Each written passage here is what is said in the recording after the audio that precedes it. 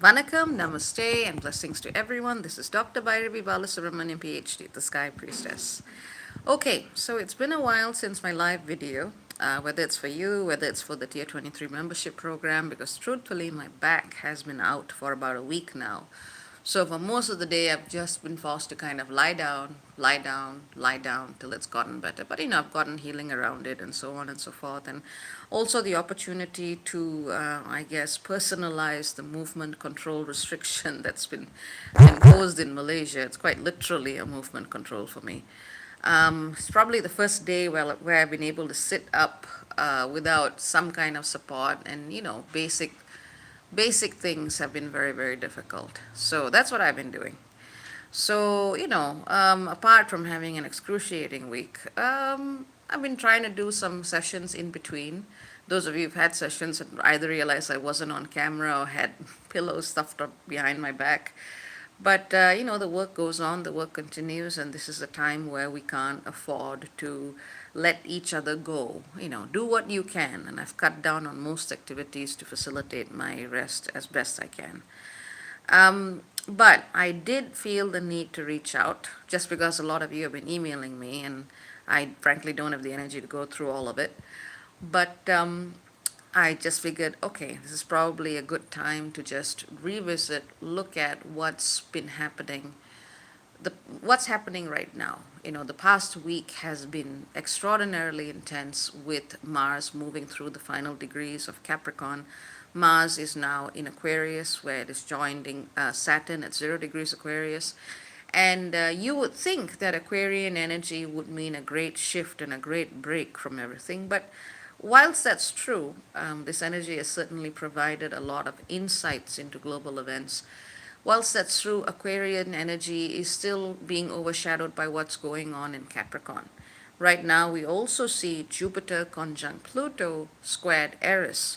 Jupiter and Pluto are in Capricorn, and Eris is in Aries. So, with that going on in the backdrop, the kind of shift we're experiencing right now is not so much a shift of material circumstances. Whatever has been happening is still happening. But what we are experiencing instead is a shift in perception.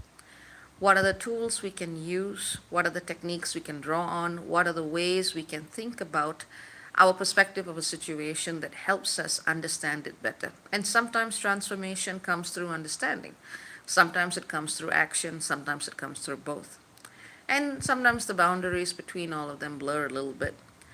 But effectively, this is a time where we can all take a step back from looking at the immediacy of the reality of the world around us and to think about what is the larger picture. How does everything add up? How does it all move together and go together? And astrology is a good tool for that, but you've got to find an astrologer who is not using the system to perpetuate the matrix itself. So, this is what I try to do, or the best that I try to do in my work, which is why I don't subscribe to a lot of interpretations that you would see elsewhere. With this energy, I would say that the most important thing you can do right now is to remember to take that bird's eye perspective. The way you look at the bird's eye perspective depends very much on the ideology that you have. Some people will be looking at this in terms of, it's going to be the end of the world, whether you want to call it the apocalypse, rapture, whatever. There's one school of thought that says that. Another school of thought says that this is the big crunch before we find our ascension, our 5D experiences and existences. Um, some other people just think that this is all shit and we have no idea what's going on. So, how you interpret this global scenario really depends on your school of thought. So, there are other ways that people can see this, and I'm not here to tell you what's right or wrong, because frankly, I don't know, and I don't think anyone truly does either. We just do the best we can as per our moral compass. What I can tell you in terms of the astrology is that 2020 and 2021 are going to be major transition years. And anyone who has been looking at astrology for a while knew all of this was going to come to pass. And I mentioned at the start of the year would be having outbreaks of respiratory related diseases and so on and so forth, and that's happened. We're going to be seeing a phase between May, June, and July where we're going to actually see a potential second wave or second outbreak of this if we are not careful now. And whilst they may not be using astrology, epidemiologists understand this. But what we're actually going to see as we transition to the later part of the year and is the opportunity to really take action. But that's only really coming from September onwards. Right now, use the gift that is being given to you, even if it doesn't seem like a gift right now. Use the energy that is moving through so that you can actually come to a space of clarity. There's a lot of talk. There's a lot of talk. There's a lot of fear. There's a lot of conspiracy theories going about, some of which are probably true. But there's also too much talking. There's too much chatter. What I cannot stand is when, instead of actually listening to themselves, someone decides to look at 20 different websites and then comes to me and then goes, I read this and I read that and I read that, and I'm just going, what the hell? The answers that you need are always inside. And even if you're trying to look at everything that's happening like a jigsaw puzzle and trying to fit the pieces together, that's not going to solve the problem. Use this time to go inside and reconnect with what it is that truly guides you. And that is the challenge of this time. Use the period of mandatory social distancing to practice healthy isolation. Whether it's doing breath work, whether it's just sitting still. Honestly, that is the most important thing anyone can be doing right now. Even if you look at it from an astrological perspective, the Earth herself is going through an enormous change in 2020 and 2021. And I'm just reading a commentary by Kath Side that says, I feel like people are too obsessed with being right. I agree with you 100%. That is also a part of Aquarian energy, and it's not a signature I get along with very well. But ultimately, the most important thing that you can do is whatever your path of truth is, come to a space of clarity inside. It does not matter what is going on in the outside world if you do not understand what is happening on the inside. And I know this is very simple, but through the worst times of crisis, and believe me, this is not the worst thing that could be happening to this planet, through the worst times of crisis, you need to come back to your simplest truths. Be present, breathe, listen to what your inner voice and knowing and intuition is speaking, is telling you. And this is the time to do it. Now, in terms of, Jupiter and Pluto conjunct squaring Eris, there's going to be a lot of change in the actual geology of the planet as well. And I've mentioned this before, and I'll mention it again. Those of you who are in whether it's earthquake-prone areas or areas with a volcano risk, please think about whether you want to be living there or do whatever you need to do to make sure that you have a safe space to be. Now, it was funny, I was talking about this today with someone, and as I was talking about this news alert came that there was this 6.5 magnitude earthquake in Idaho, and it was felt in 7 states, and we were talking about this alignment. And so it is really no surprise. The earth is doing her own internal process. And the best thing that we can do is to get out of her way.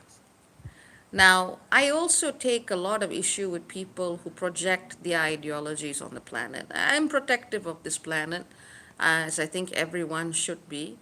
And I see a comment from Serena, earthquakes are happening in areas that usually don't have quakes. Yes, absolutely. We're going to be seeing more of that. But especially those who are in very prone areas. Yes, think about it.